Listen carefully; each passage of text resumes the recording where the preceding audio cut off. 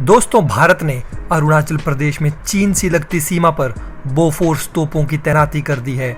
इससे पहले पूर्वी लद्दाख की तरफ भी बोफोर्स तोपें तैनात की जा चुकी है। भारतीय सीमा में चीनी सेना की तैनाती और सैन्य अभ्यास बढ़ाने की खबरों के बीच भारत ने ये कदम उठाया है। इससे दोस्तों एक कयास लगाए जा रहे हैं कि भारत और चीन के बीच कुछ बड़ा होने वाला है। दरअसल दोस्तों, अरुणाचल प्रदेश को लेकर चीन और भारत का विवाद थमता नजर नहीं आ रहा है। कुछ दिन पहले चीन के विदेश विभाग के प्रवक्ता झाओ लीजियान ने विवादित बयान दिया था कि चीन अवैध रूप से बने तथाकथित अरुणाचल प्रदेश को मान्यता नहीं देता है।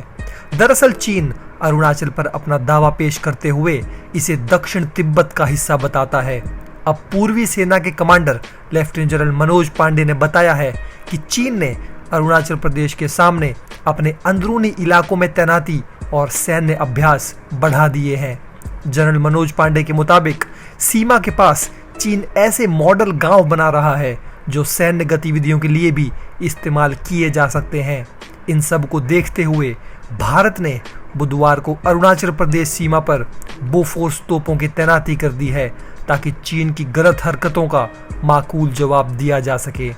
बोफोर्स गन की खासियत ये है कि इसे किसी भी जगह इस्तेमाल कर सकते हैं, खासकर पहाड़ी इलाकों में। इसका वजन 12,000 किलो है।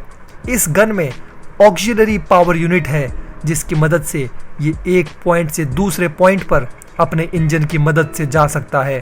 यह अलग अलग तरह के एम्युनिशन फायर कर सकता है। बोफोर्स तोप तैनात किए जाने के बाद सोशल मीडिया पर यूजर्स तरह तरह की बातें कर रहे हैं।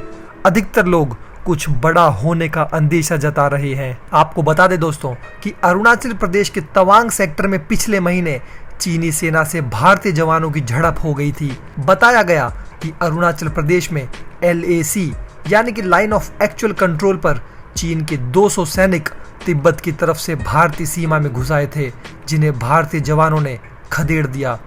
इस साल जनवरी में कुछ मीडिया रिपोर्ट्स में दावा किया गया था कि चीन ने अरुणाचल में भारत की सीमा से 4.5 किलोमीटर अंदर एक गांव बसा लिया है। इसमें 100 से ज्यादा घर बनाए गए हैं।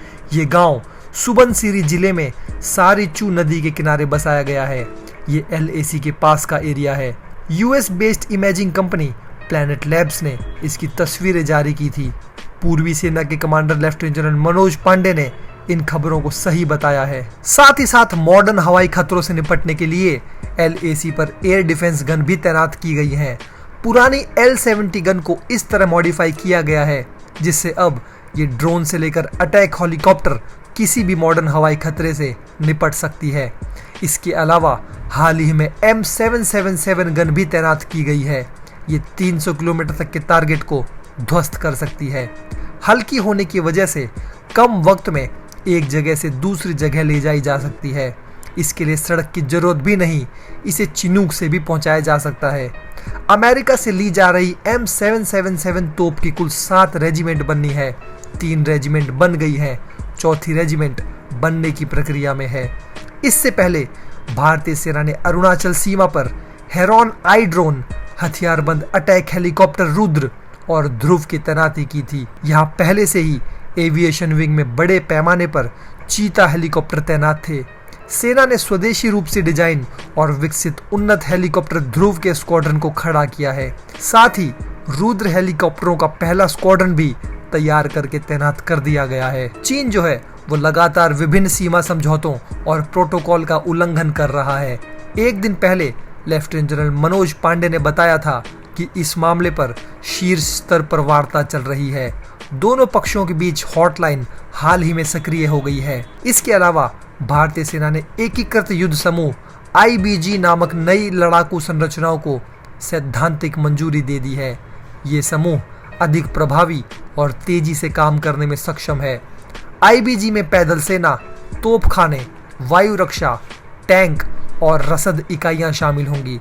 इस नई व्यवस्था से खासकर चीन और पाकिस्तान के साथ सीमाओं पर सेना की युद्ध लड़ने की क्षमताओं में सुधार की उम्मीद है।